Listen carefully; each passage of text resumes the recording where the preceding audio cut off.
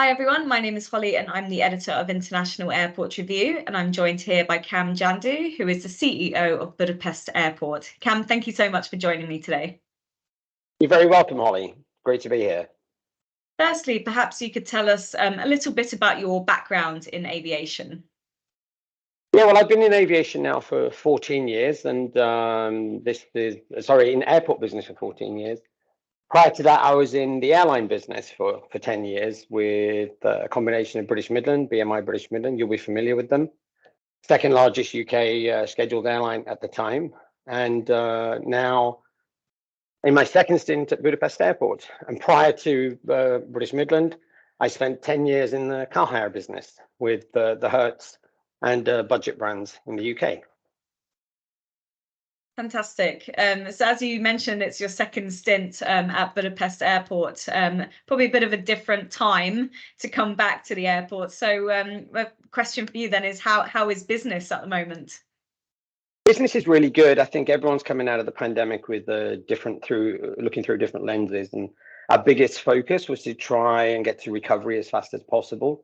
I was here between the years of 2009 until 2020, and then COVID hit. As we know, the whole world changed for us. I was part of the leadership team who unfortunately had to say goodbye to many colleagues. We had to release up to 40% of our staff because, as you'll know, in the industry, when you have no customers, no passengers, you have no income or airlines there, and you can't pay your bills. So we did it in two phases. So we released a certain amount initially, and then another 20% secondly. We tried in vain to keep as many as we could, which was 60%, and we were successful in doing that. And then after that, I just decided that I wanted a change of scenery.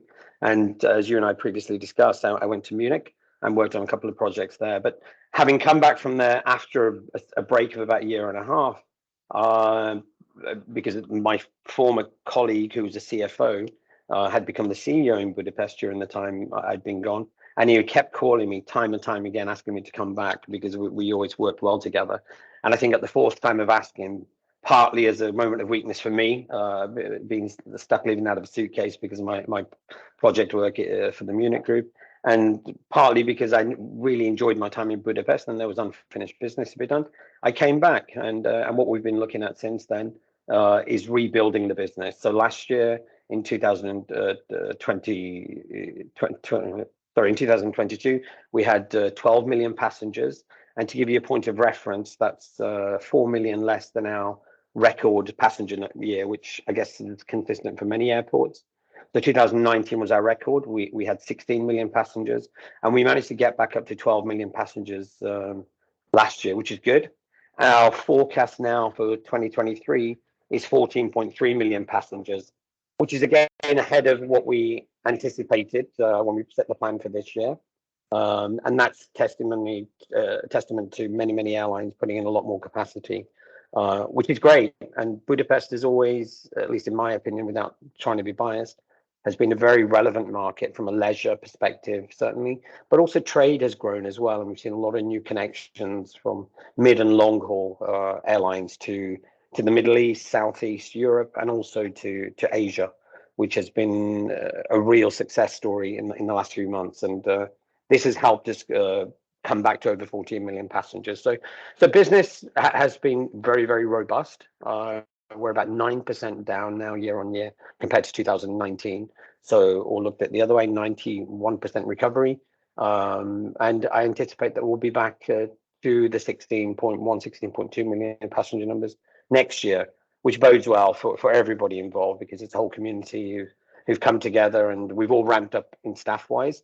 And that's another point I'd like to mention briefly. So whilst we had to release 40% of our staff, we're now already ahead of the staff numbers that we had in 2019, even with less passenger numbers.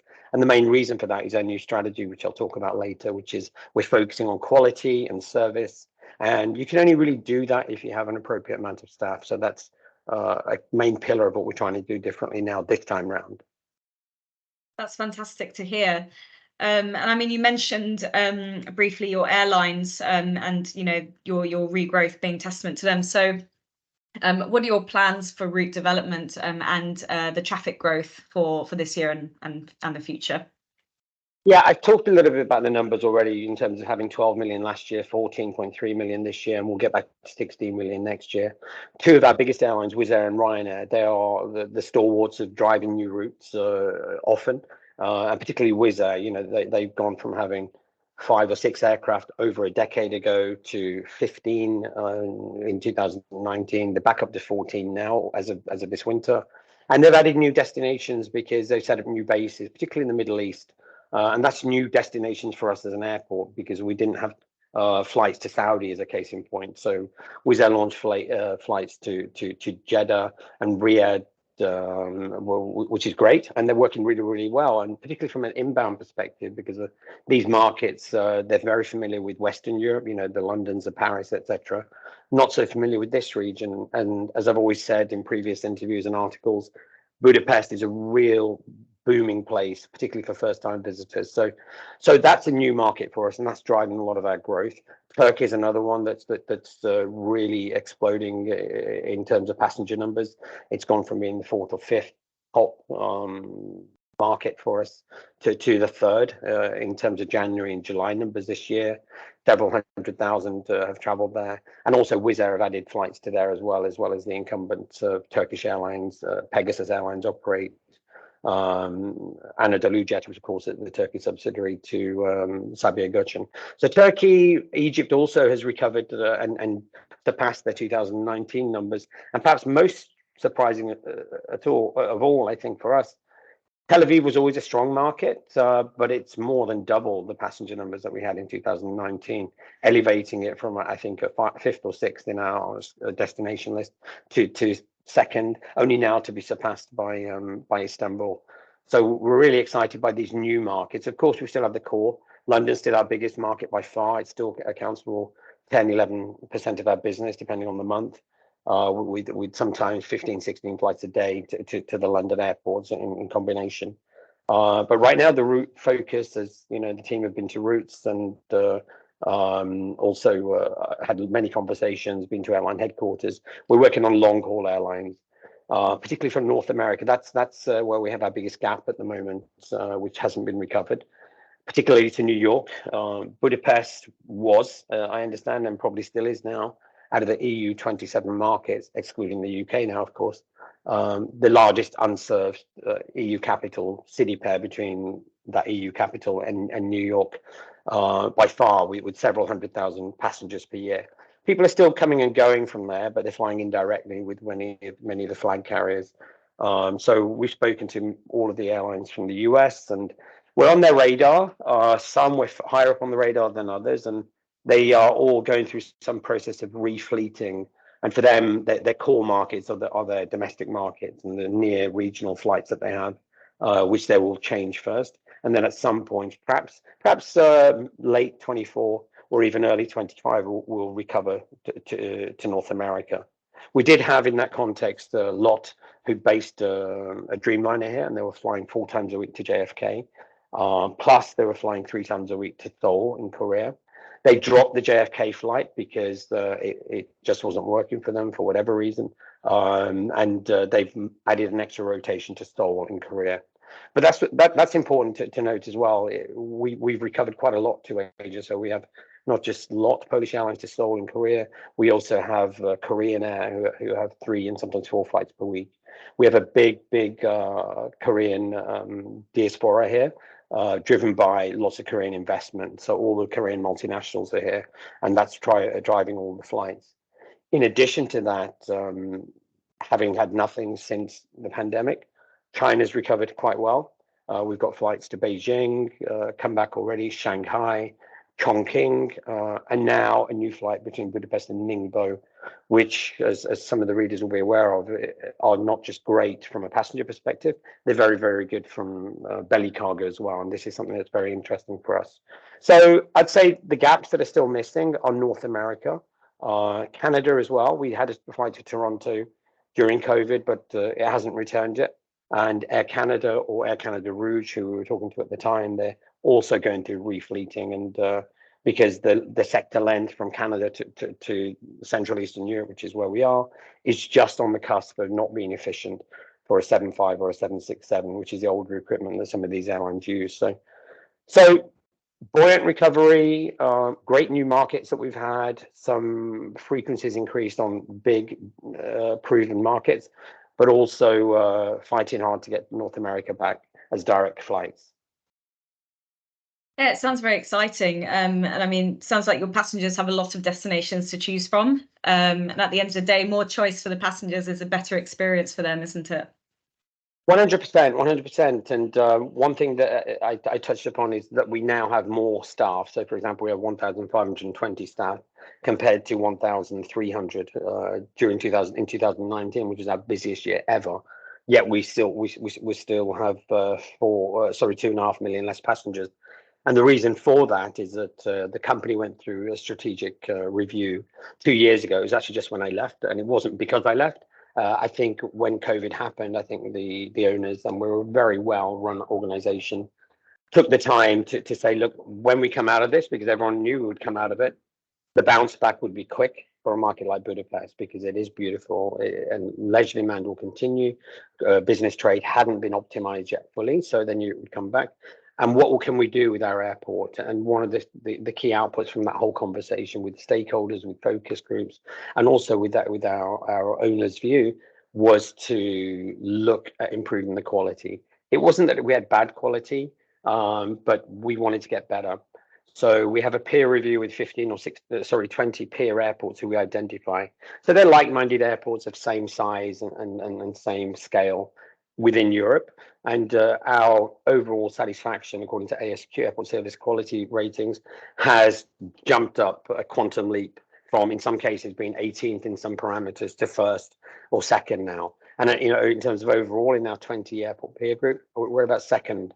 And that's driven by not just the extra staff, but it's the investment. We've spent over €250 million in the last 4 years since COVID, improving the facilities that we have. We haven't opened a new terminal yet. We're working through that, and I'll talk about that in a second. But we've enhanced what we have. Some examples that talk to that. We had the 16 security screening lanes, and we always invest in state-of-the-art ones. So, for example, the ones where you can leave your laptops in, you can leave your electronics in. We also have the ones where you can leave your liquids in. So whenever that becomes regulation, we're good to go with that. So we don't mess around when it comes to things like that. Of course, body scanners we have in every single lane, but we didn't have enough lanes, full stop, to accommodate the passengers in a way we want to, and we anticipate serving our projected traffic forecast in the years ahead. So we added 4 more lanes, and we added them at the expense of shops, particularly duty-free shops, because we've got a finite footprint, and we couldn't put them in elsewhere. So we took space away from the duty-free shop, which was sad, but we're now going through a refit of some of the shops to try and be clever and more smarter in terms of how we improve the retail. And the reason why we did that is because, of course, first and foremost, we're an airport, and operations takes priority here. And the quicker we can get people to the airside, there's an ancillary benefit to them being in the airside and going through a better experience, because they're more calm, they're more relaxed. It wasn't just a monetary gain. It was purely driven at passenger service. So that was just one example of where some of that money was spent. We've introduced, I would say, probably about 40 self-bag drop counters in Terminal A and Terminal B, which are the 2 terminals that we operate. And that's got, depending on the days of the week, between 20 and 30% of our total passenger numbers who have bags to check in are using them. And a lot of these extra staff that I talked about, who we've increased with, they're floating around the terminal halls, helping passengers who can be, let's face it, a bit disoriented in an airport, particularly if they're first-time visitors, just help them navigate their way through the process. So, and in addition to that, we've added car park capacity. We've renewed a lot of the food and beverage offers. We're going through a big phase of evolution on that as well, which is coming later on, and just curbside access, just parking technology, a whole host of good features that has improved the experience of passengers. And all of this has lent itself not just to improved airport service quality ranking, but also Skytrax, for example, they've upgraded us from being a 3-star airport to a 4-star Airport. And the process that some of that you may be aware of is they come and they make an assessment. They look at all aspects of the passenger journey from a departure and arrival perspective, and they could see the fruits of this, $250 million that we'd spent just on service improvements, and together with the background that you can see me on, a great new terminal, it gives a great passenger feeling and great experience, particularly to those important points. We have such great bathrooms. We've got more bathrooms than we ever had, and these are also, deal breakers. So if you get that area wrong, you mess up. We spend more on cleaning in terms of regularity of cleaning. So these are points and parameters which have really gone through the roof and improved the ranking. So Skytrax upgraded us from a 3-star to a 4-star, which is wonderful, and talks to the great efforts made by many. And perhaps most symbolically this year, ASQ awarded us the best airport, not just the best airport in the region, but the best airport in the 15 to 25 million passenger category, and we're competing with many airports across Europe, particularly Western ones. And this is the first time we've ever won that award, and this takes pride of place on our award shelf and in the terminal as well, because it's not just the 1,520 Bud staff that this is reflective of. It's the whole supply chain, from the ground handlers to the airlines to all of the service providers. It's really, we've taken everyone on a journey of service and quality improvement with us, and the results are coming in thick and fast. So it's a good time to be here at the moment.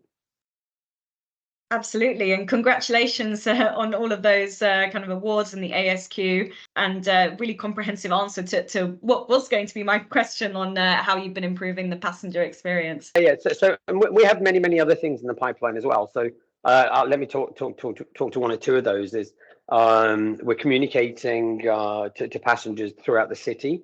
So being a typical city break destination, there's quite a lot of tourists that are in town. And we're trying to reach out to them wherever they're staying, talking to Airbnbs, talking to the hotels, the taxi providers, etc., to communicate the downtown options they have. And what I mean by that, we've got some self bag tag facilities downtown, right where the public bus comes from the city to the airport. Every 10 minutes and takes 20 minutes to get to the airport. It takes half an hour to get to the airport. We're now upgrading that by putting bag drop facilities there as well. Right now, we're doing a pilot with Wizz Air to do that. And that's live as of next month. And we've got the approvals to do that, where a passenger can drop their bag. If they've been, as most do, they get they have to check out by 11 o'clock or midday in many cases. And if they have a later flight and they've got a bag, they've got one or two options. They carry the bags around with them, or they store it somewhere. Or, as we want to test, is they can check it in with us, and we'll transport it, not just one bag at a time, of course. We'll wait for a critical mass every hour or so to the terminal, and we'll check it in for them as well. We'll have already given them the bag tag. So they've got that, and they don't need to see that until the end of their journey. And we'll take all of the bags that we take from the downtown location that we're testing, and we have several in mind for future, to make that an easier journey for them, because we do have plans to build expanded passenger facilities, which I'll talk to in a second.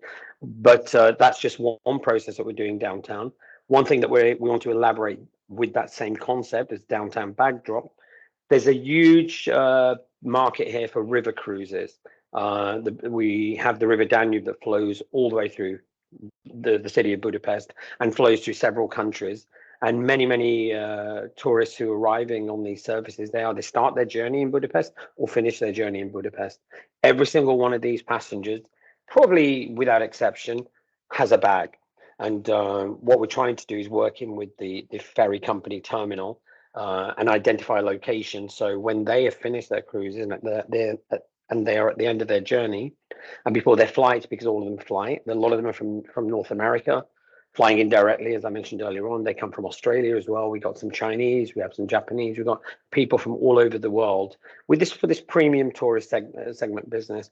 And we're going to put check-in facilities downtown as well, which would ease their journey in terms of getting back. We get a benefit because we don't suddenly have groups of 30, 40 passengers coming at the terminal with huge bags to check in. Rather, we will take that process and ease away from them and just check it in at the terminal ourselves. so they can simply just come to the airport and go into the airside and enjoy the wonderful facilities that we have on offer. So that's just some things we have in the pipeline right now. What we're doing also is we have an old terminal. So the one that's only operational at the moment is Terminal 2, which has the Terminal 2A and a Terminal 2B, where we have the self-bag drops that I talked about. We have Terminal 1, which is a listed building. We operated it for many years. It was a very original airport, in fact, in Hungary. But we closed it in 2012 when our national airline, Malev, collapsed because we didn't need the capacity. Now we need to reopen it because it's available space. A lot of the equipment was taken out because it's not been used for 11 years. And we've got a project for over 120 million euros that will see us reopening this old building.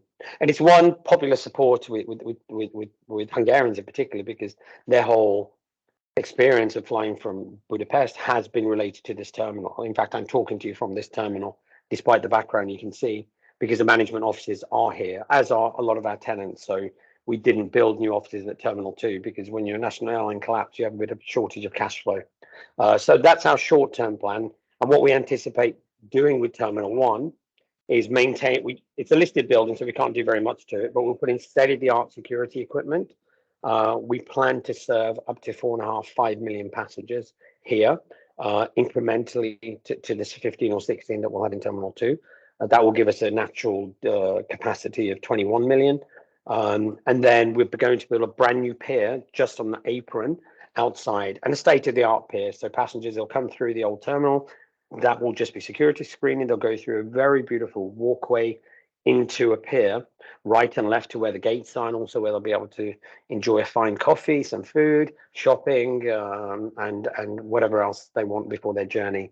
And the plans are really mature. We're just waiting on permits from the authorities, and we've got a plan here to support that with parking extension as well, or resurrect the car parks that we had here anyway, because they lack some TLC.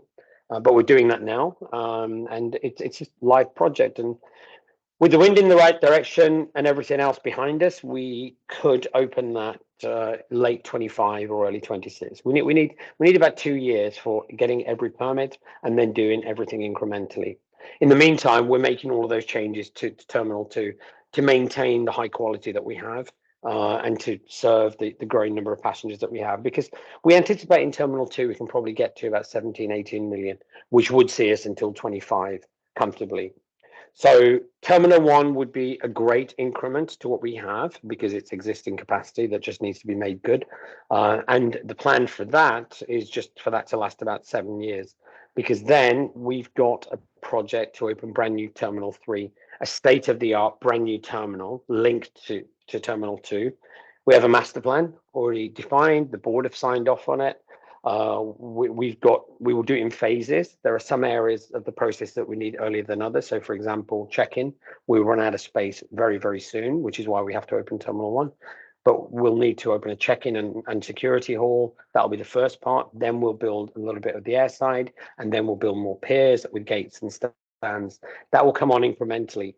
And we have a team of 10–12 experts already that we've had online for about a year, that are working with us on each and every one of those phases. And a quick and dirty estimation in terms of what we're prepared to invest there is over 1.5 billion euros, which will then, once that's open, then Terminal 1 will likely close after a period of overlap. So we'll have Terminal 3, which is our working name for it, and Terminal 2. And that will give us a combined capacity of well over 30 million, which, if we look at our rate of growth and projection, will be good for at least another 15–16 years. So we're very fortunate. We've got great owners with a long-term view of this airport. They've shown that because they've held firm despite losing the national airline and losing money for many years. But they're very keen on investing because, as we've shown, not just by the experience of doing what we had to do in COVID and right-sizing the staff, we've right-sized and then some now by focusing on quality. But part of that whole conversation is sustainability, which I think for every airport in the world you have to talk about. And we're working on many avenues there to get to net zero by 2030. But that's something later. So Our focus and our strategic view is to maintain the quality, improve it where we can, and just make sure every passenger that comes through our doors, whether they departing or arriving, has the best possible experience. And that's imprinted upon all of our staffs and our supply chain, the people in the airport providing the services, on their minds too. And we believe by having engaged staff, it makes a big difference. Absolutely. Oh, it sounds like you have so much on your plate and to look forward to, really exciting plans. And it was great to hear your vision for the future of the airport. Are there any other ambitions that you have as a new airport CEO? Yeah, I think so. I think sustainability, I talked to briefly, and one of those is there's many airports that just talk about it and don't really do very much, or they'll only do something when they're really pushed. And you accept there's a limit to what you can do. And this isn't just my vision, but I want to be part of this conversation because it's important as a parent to early 20 somethings who still believe we are the worst polluter of an industry in the world, because that's what they see and read. 1% of carbon emissions is 1% too many. Let's be clear. But I think we need to work together and educate everybody that this is perhaps not the worst polluting industry, and we want to demonstrate that by showcasing with our partners, particularly the airlines, what we're doing together as an industry. Give you some examples. So as well as waste collection, distribution, sympathetic disposal, all of these kind of elements, getting rid of single-use plastic in the terminals. All of our offices now are paperless, which is one of the many things. But we've set ourselves an ambitious target of doing a lot more, particularly in terms of energy. So we want to get to full, even geothermal energy, get away from fossil fuels as much as we can, and we're on the road to doing that in 2 years' time. We're working with Wizz Air and a local kerosene company on SAF. Where Wizz Air's own objective, and they're our biggest airline customer here, is to get maybe, I think, 15 or 20% of all of their flights on SAF by, I think, a 5-year time horizon. So we've got people working together on trying to realize all of these ambitions. So I want to be associated with being able to make a difference from a sustainability perspective. Everything else is fundamentally important, but as I've tried to explain in this interview, they're progressing really well, and we will never be complacent. My team will never let me be complacent. I will never be complacent, which means that passenger service and quality will remain core to our DNA, as well satisfying the growing passenger demand. And we have the backing and the investment appetite from our shareholders. Now, the reason why I'm approaching this question from a sustainability perspective is it's the right thing to do. And it's not just for us and the airlines to pull this together. We're working with the ground handling companies. So, for example, every single one of our areas where there's a vehicle has e-chargers and has more and more. And we're pulling everyone along that journey with us as well. So there's a whole host of things that we're doing from a sustainability perspective. Too many to go in now, but that's what I really want to demonstrate as a vision, is having a great quality airport, a great passenger experience, but having a message of sustainability so that passengers, when they come and get through here, or whether they fly through here with Wizz Air or any other airline on a modern aircraft, and the vast majority of the aircraft that are flying here are modern, and they're rewarded through incentives for using modern aircraft, they go away with a better view of our industry. It won't happen overnight. We know that. It won't happen just by me having a vision to want to do that. It will happen with many companies, organizations, individuals in that companies believing it. And our demonstration to that is that we have a team of 6 people just working solely on sustainability. And if I compare that to 3 years ago, we had nobody. And the 6 will become 7 next year or 8 the following year. That's just one of the areas that we're trying to work on. And one other point that I do want to mention, Holly, is we're working on a de novo project, which helps people with reduced mobility and visual impairments navigate their way through an airport. And we were part of one of the first airports to literally install thousands of meters of tactile paving in the transit area and also in the departure area, which for you and me, they are grids in terminals.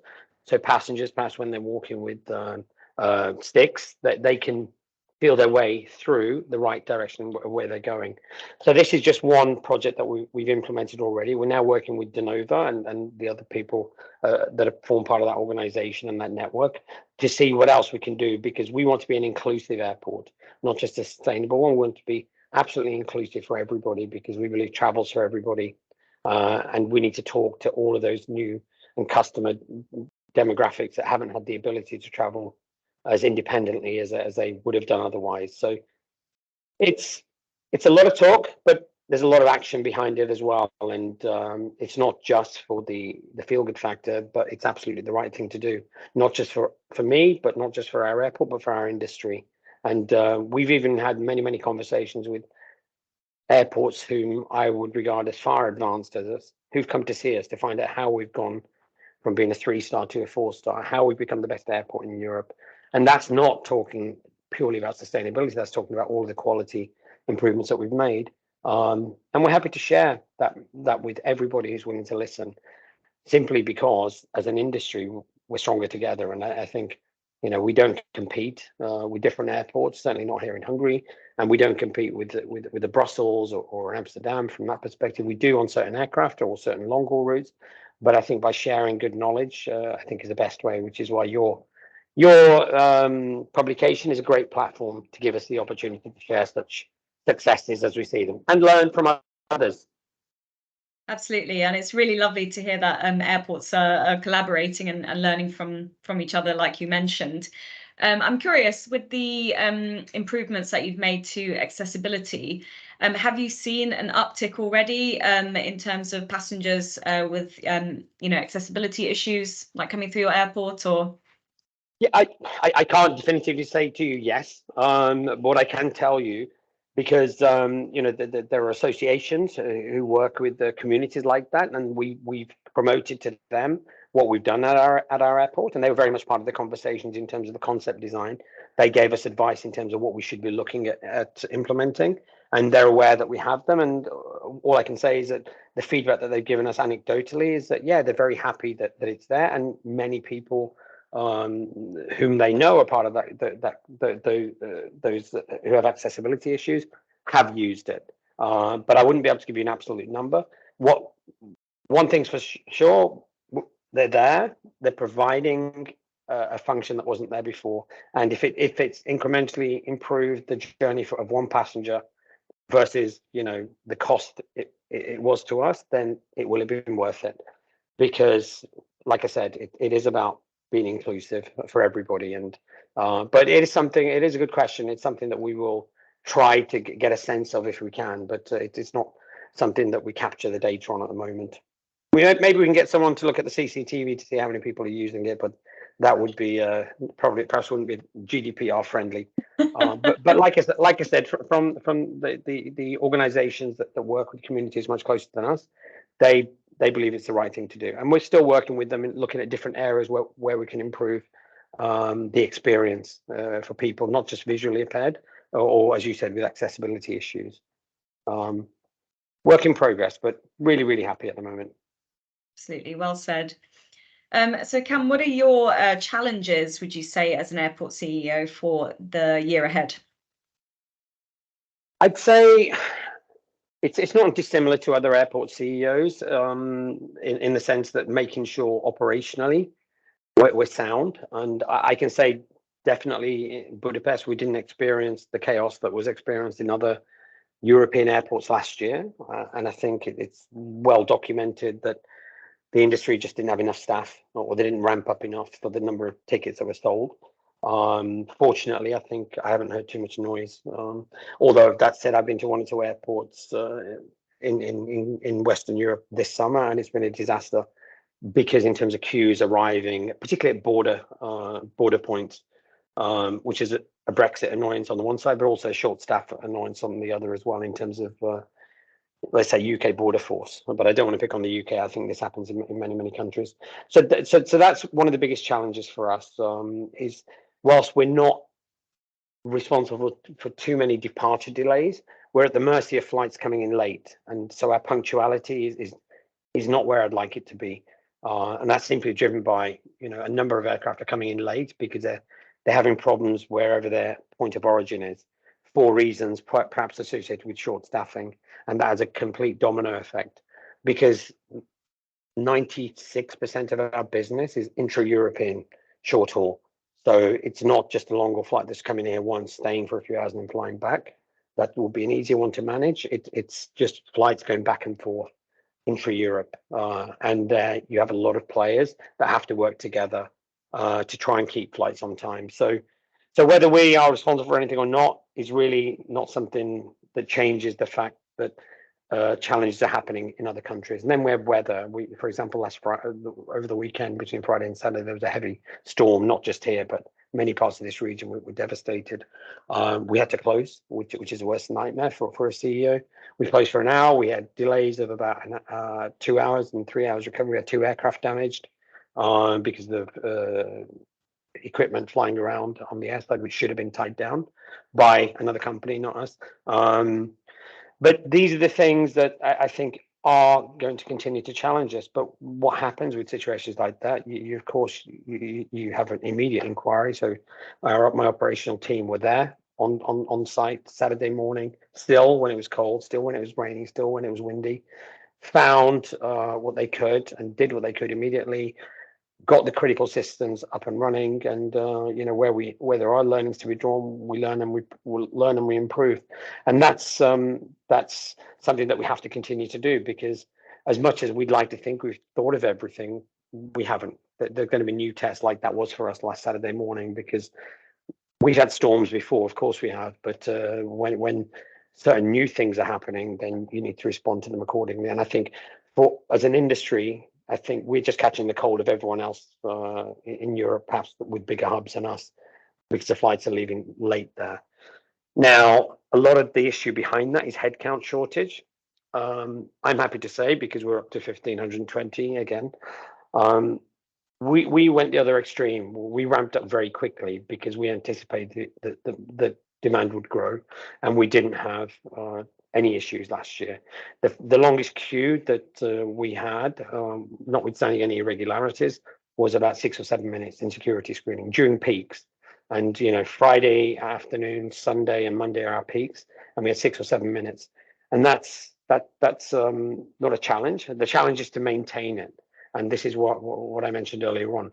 We're not afraid to take away from lucrative commercial space to build operational space, because my priority, and the priority that I've given to the board who appointed me, is that we will make sure that operationally we have one of the best operating and quality driven and sustainable airports in Europe. And if that means we take more space away from areas that are perhaps making us some money, we'll do it. And that's what we've demonstrated in the last couple of years. So I'd say, to summarize that long answer, the biggest challenge I have is maintaining what we have and not letting it go backwards, because I think it's easy to become complacent, particularly as we're trying to grow, and we have our traffic forecasts are growing 2 million every year. That's a lot of growth every year. It's how we can accommodate that and still maintain the quality standard that we've achieved in the last 2 or 3 years. And that'll be something not just for me to achieve, but for the whole team. But we're on it. I think we're on the right track, and we keep our fingers crossed that this doesn't just become a one-off, because once you get to the top, it's difficult to get to the top, but maintaining it is difficult, and that'll be my challenge. And I think that, as my chairman in fact said to me, that'll be what I'll be measured by, however long I'm fortunate enough to sit in this chair. Yeah, it sounds like you have a lot on your plate, but I look forward to following the progress on that. But final question then for you, Kam. Are you feeling optimistic for the future? What are you most looking forward to? I'm an optimist, Holly. I really am. Despite what's happening on one border away from us, Hungary borders 7 countries, one of which is Ukraine. But we border the western side of Ukraine, so we haven't seen too many issues there.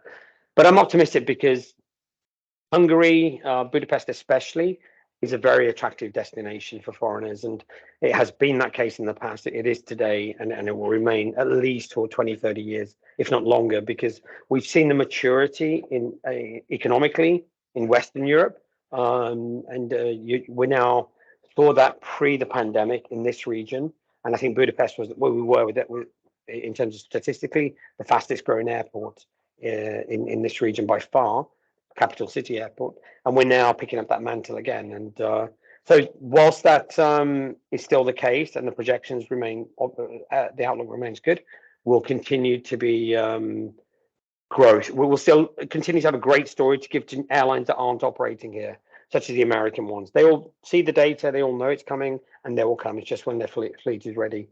Now, the other aspects that I'm optimistic about is our owners. Our owners are long-term investors. You know, they acquired this airport several years ago for a multi-year concession. There's still 60 years left to run of that concession, and they have an appetite to spend money and provide. And we've got the best designers with us. You know, we worked with international organizations to come up with our master plan, and I'm really looking forward to implementing those plans in the next 10 years, because when we look back in 10 or 11 years time, we will see what's been realized is what I've described in this interview, which is Terminal 1 will have been reopened successfully. We'll have got 4 or 5 million passengers through that comfortably, safely, securely, with the quality that we want. And then we will also see the gradual opening of Terminal 3 as well, which is really going to be the biggest project of construction ever in the history of this country and this region, I would say. And but it's and that's going to be good. And part of that conversation is finally celebrating a North American flight when it comes back, and it will come back. And if it's not 24, it'll be 25. But in the meantime, we're celebrating every flight that comes back, because we don't have too many flights that once they start that they stop, because such is the feeling of positivity when passengers come here for the first time, whether it's from a leisure or business perspective. They go back and they tell people, gosh, you've got to go to Budapest because of XYZ reason. It's very affordable. There's great food to be had here. There's so much all year round tourism that's available here, and there's fantastic trade opportunities, and our cargo business is growing as well. So I'm very optimistic, and you know, at some point, if we are limited, then what I can see happening is what we've seen in other airports is airlines that find it successful, they'll upgauge to bigger aircraft.